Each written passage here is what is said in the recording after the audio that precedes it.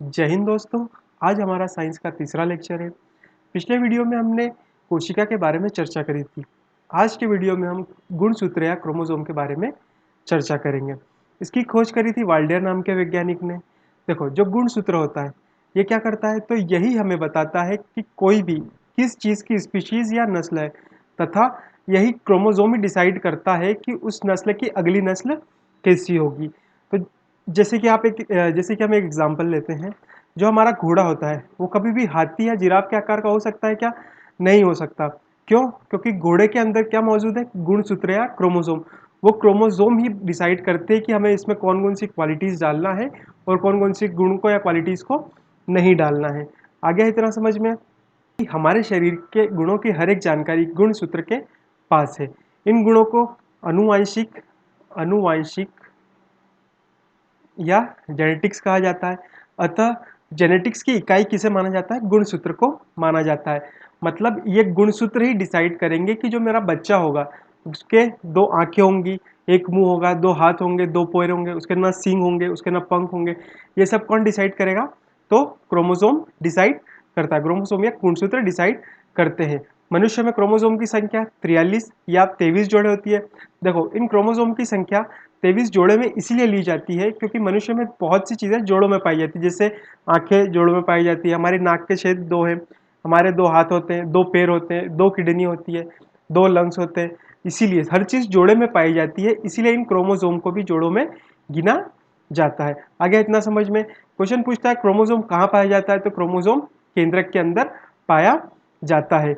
जब गुणसूत्र को हम और एक्सपांड करते हैं तो क्या लग दिखाई देता है हमें? उसमें डीएनए दिखाई देता है, और डीएनए को और एक्सपांड करते हैं तो उसमें जीन दिखाई देता है ना। वैसे ही सबसे सर्वाधिक गुणसूत्रों की संख्या किसमें होती है? टेरिडोफाइटस में होती है, 1300 से 1600 के बीच में। आगे इतना समझ में। हाँ, एक क्वेश्चन पूछता है कि जो मनुष्य के क्रोमोसोम या गुणसूत्र है वो किस जानवर से मेल खाते हैं, या किस जानवर के गुणसूत्र मनुष्य से मेल खाते हैं, तो उसका आंसर आएगा चिंपांजी। ये क्वेश्चन बहुत बार एग्जाम में पूछा गया है, आप इसे याद रखिएगा। देखिए, ये आपके सामने एक फोटो है। इसमें ये जो दिख रहा है आपको सबसे पहले, ये है हमारा न्यूक्लियस। जब इसे एक्सपांड किया गया वैज्ञानिकों ने, तो इसमें क्या देखा उन्होंने? ऐसी एक्स टाइप की एक संरचना देखी। ये एक्स टाइप की संरचना क्या है? हमारे एक जोड़ा क्रोमोसोम है। एक जोड़ा मतलब ये इस साइड वाला एक क्रोमोसोम और इस साइड वाला एक क्रोमोसोम। जब इसकी खोज किसने करी थी? तो इस क्रोमोसोम की खोज वॉल्डेयर नाम के वैज्ञानिक ने करी थी। अपन सबसे पहले देखते हैं न्यूक्लियस। न्यूक्लियस की खोज रॉबर्ट ब्राउन ने करी थी। उसके बाद अपन देखते हैं इसको एक्सपांड करके देखा किसने? वॉल्डेयर नाम के वैज्ञानिक ने। क्या खोज के निकाल दिया उन्होंने? क्रोमोसोम निकाल दिया। अब इस क्रोमोसोम को और एक्सपांड किया गया, तो इसमें से आप ये देख रहे होंगे, ये रस्सी जैसा, इसे और एक्सपांड किया गया, तो इसमें किस चीज क्या निकला? तो इसमें डीएनए निकला। तो डीएनए का सर्वप्रथम अवलोकन किसने किया था? तो डीएनए का सर्वप्रथम अवलोकन किया था कार्ल्सबर्ग ने। इसके बाद डीएनए का अवलोकन कार्ल्सबर्ग ने किया था, पर इसका मॉडल दिया था वाटसन एंड क्रिक ने। इसके बाद डीएनए को और एक्सपांड किया गया, तो आप देख रहे होंगे यहाँ पे एक जालीनुमा संरचना दिख रही होगी और बीच में लाइनें खींची हुई दिख रही होगी। तो ये एक सिंगल, उसको बोलते हैं जीन।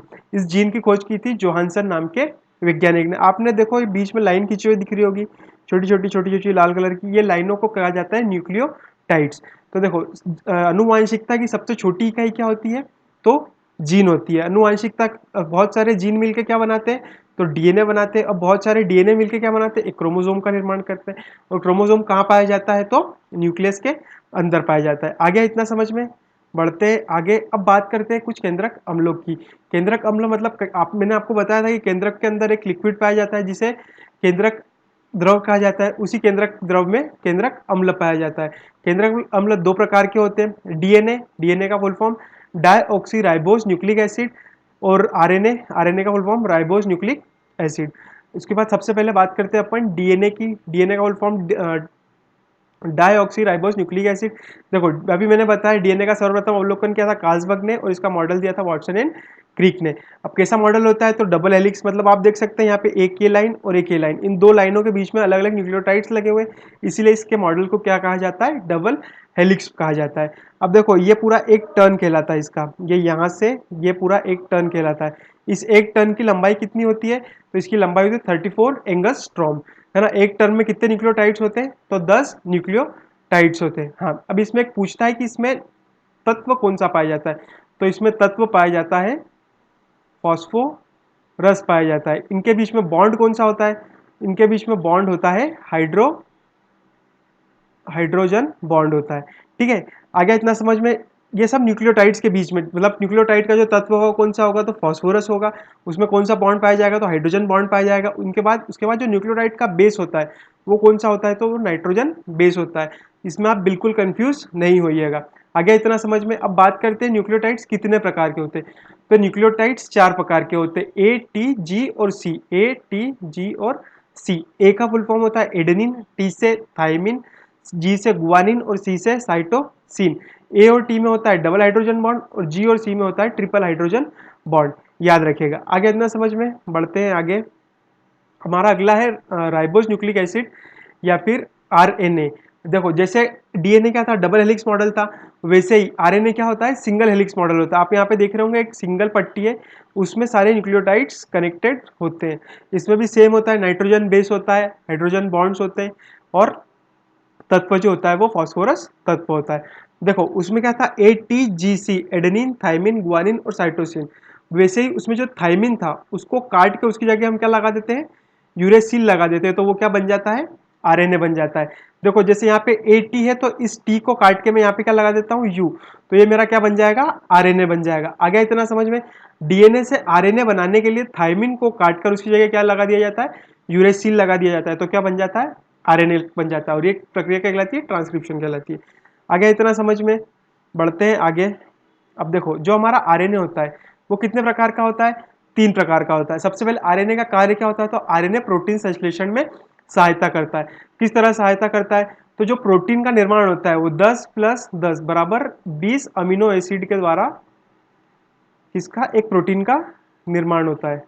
20 अमीनो एसिड के द्वारा एक प्रोटीन का निर्माण होता है। जो ये 10 अमीनो एसिड्स है, ये 10 अमीनो एसिड पहले से हमारी बॉडी में मौजूद होते हैं।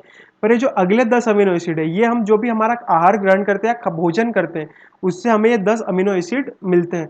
अब इनकी पहचान करने के लिए और इन्हें राइबोसोम तक पहुंचाने के लिए कोई ना कोई चाहिए। तो ये काम कौन करता है? तो ये आरएनए करता है। ठीक है, तो इस आरएनए के 3 प्रकार कौन कौन से होते हैं? सबसे पहला होता है क्या? Messenger RNA. ये क्या करेगा?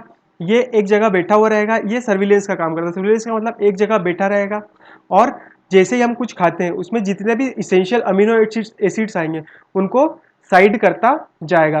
तो मैसेंजर आरएनए क्या करेगा? इन्हें साथ में जैसे ही हमने कुछ खाया, जरूरी अमीनो एसिड्स आए उन्हें साइड करता जाएगा। कौन? Messenger RNA. उसके बाद ट्रांसफर आरएनए क्या करेगा? अगर देखो मैसेंजर आरएनए साइड करा और वापस छोड़ने गया कहाँ तक? राइबोसोम तक देने गया अगर अमीनो एसिड्स को, तो क्या होगा? कुछ इसेंशियल हमारे अमीनो एसिड्स निकल जाएंगे। तो ये क्या करता है? ये वहीं बैठा रहता है। ये जितने भी अमीनो एसिड्स हैं वो किसको दे देगा? टी आरएनए को। ये टी आरएनए उठा के ये सभी जो अमीनो एसिड्स है इसेंशियल, ये किसको देगा? आर आरएनए को। आर आरएनए कौन होता है? तो ये राइबोसोम आरएनए होता है। राइबोसोम आरएनए कहाँ पाया जाएगा? तो ये राइबोसोम के पहले पाया जाता है।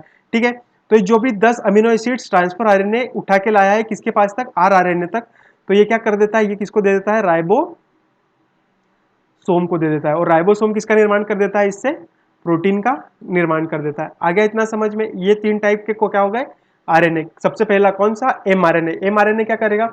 जरूरी अमीनो एसिड्स की पहचान करेगा। दूसरा हो गया टीआरएनए, जरूरी अमीनो एसिड्स को उठा के कहां पे ले जाएगा? आरआरएनए तक। और आरआरएनए क्या करेगा? इन सभी अमीनो एसिड्स को उठा के राइबोसोम को दे देगा जिससे प्रोटीन का निर्माण हो सके। आ गया इतना समझ में। बड़े आगे। अब देखो कुछ अलग अलग, अभी मैंने आपको बताया था डीएनए में थाइमिन को हटा के क्या बना दे? लगा दे, यूरेसिल लगा दे, तो क्या बन जाएगा? आरएनए। तो ये प्रक्रिया क्या कहलाती है? ट्रांसक्रिप्शन कहलाती है। वैसे ही आरएनए से डीएनए, मतलब उस यूरेसिल को वापस से हटा के वहां पे मैं थाइमिन लगा दूंगा, तो वो प्रक्रिया क्या कहलाएगी? Reverse transcription. उसके बाद आरएनए के द्वारा प्रोटीन में संश्लेषण क्या कहलाता है?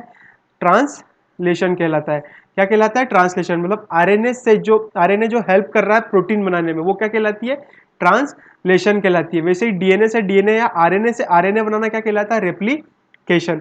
हाँ, देखो जो हमारा कोरोना है वो कौन सा वायरस है? वो आरएनए वायरस है। तो वो हमारी बॉडी में जाके क्या करता है? रेप्लिकेट करता है। मतलब अपने ही जैसे कि फोटोकॉपी बनाना क्या कहलाता है? रेप्लिकेट कहलाता है। आगे इतना समझ में। बढ़ते हैं आगे। हमारा अगला टॉपिक है कोशिका विभाजन। देखो जो कोशिका विभाजन है ये मेनली हमें पढ़ना होता है रिप्रोडक्शन सिस्टम में, पर फिर भी मैं आपको इसका एक ओवरव्यू दे देता हूँ। सबसे पहले देखो कोशिका विभाजन 3 प्रकार से होता है। कोशिका विभाजन क्या होता है? तो कोशिका का टूटकर अपने ही जैसी कोशिका का निर्माण कर लेना कोशिका विभाजन कहलाता है। मतलब कोशिका का पुनर्निर्माण करना कोशिका विभाजन कहलाता है। देखो सबसे पहला कौन सा होता है, असूत्री विभाजन। असूत्री विभाजन, इसमें कोई सूत्र नहीं होगा, कहीं से भी कोशिका बड़ी हो जाएगी और दो भागों में टूट जाएगी। जो इस टाइप का विभाजन होता है ये होता है हमारे माइक्रो ऑर्गेनिज्म में या यूनिसेल्युलर जीव में या एक कोशिकीय जीव जो जिन्हें हम नग्न आंखों से नहीं देख सकते। इसके बाद बात करते हैं समसूत्री विभाजन। समसूत्री विभाजन किन में होता है, तो सोमेटिक सेल या कायिक कोशिका में समसूत्री विभाजन होता है। क्वेश्चन पूछता है क्षतिपूर्ति या फिर कहीं चोट लग जाने पर जो क्षतिपूर्ति होती है वो किस तरह के कोशिका विभाजन से होती है, तो वो किस तरह के कोशिका विभाजन से होती है, वो समसूत्री विभाजन से होती है। उसके बाद पूछता है अर्धसूत्री विभाजन। अर्धसूत्री विभाजन किस तरह की कोशिकाओं में होता है, तो अर्धसूत्री विभाजन हमारी जनन कोशिकाओं में होता है। आ गया इतना समझ में। हाँ एक चीज और देखो, जो क्रोमोसोम होते हैं वो मेल में पाए जाते हैं 44 प्लस एक्स वाई और फीमेल में 44 प्लस एक्स एक्स। ये जो 44 क्रोमोसोम होते हैं मेल और फीमेल में, ये दोनों सेम होते हैं। यही डिसाइड करते हैं कि हमारी दो आंखें होगी, एक नाक होगी, दो हाथ होंगे, दो पैर होंगे। और ये जो एक्स वाई होता है, एक्स वाई और एक्स एक्स, ये हमारा सेक्स डिटर्मिनेशन करते हैं, मतलब पता करते हैं कि वो मेल होगा या फीमेल होगा। आ गया इतना समझ में। इन 44 क्रोमोसोम को कहा जाता है क्या, ऑटोसोम, और इन्हें कहा जाता है ओलोसोम। एक्स वाई को ओलोसोम कहा जाता है और 44 क्रोमोसोम को ऑटोसोम कहा जाता है। वैसे ही फीमेल में जो 44 है, जो सेम है दोनों में, मेल और फीमेल में, उन्हें ऑटोसोम कहा जाता है। जो अलग अलग होते हैं उन्हें कहा जाता है ओलोसोम। एक बार एग्जाम में क्वेश्चन पूछा गया था कि ऐसे कौन से क्रोमोसोम, उन क्रोमोसोम का नाम बताइए जो किसी भी मनुष्य का जेंडर डिसाइड करते हैं, तो उनका नाम क्या हो जाएगा, ओलोसोम। याद रखिएगा ये क्वेश्चन पूछा गया है। बढ़ते हैं आगे। अब देखो जो क्रोमोसोम में होने वाली अनियमितता होती है, मतलब क्रोमोसोम में घटना, 46 जोड़े पाए जाते हैं मनुष्य में, अगर उससे कुछ क्रोमोसोम बढ़ जाते हैं या कुछ क्रोमोसोम घट जाते हैं तो उसे क्या कहा जाता है, सिंड्रोम कहा जाता है ना। आगे इतना समझ में। इसके कारण शरीर में कुछ असामान्य लक्षण दिखते हैं। अब देखो एग्जाम में मेनली 3 पूछे गए। एक टर्नर सिंड्रोम, इसमें क्या होता है, क्रोमोसोम की संख्या घट के 45 हो जाती है। ये किस में होता है, तो ये फीमेल में होता है। अब फीमेल में होता है तो इसमें फीमेल पे क्या असर पड़ता है, तो फीमेल में होने वाला जो बांझपन होता है, मतलब जो प्रेग्नेंट नहीं हो पाती है लेडीज, वो किसके कारण हो पाती है, टर्नर सिंड्रोम के कारण हो पाती है।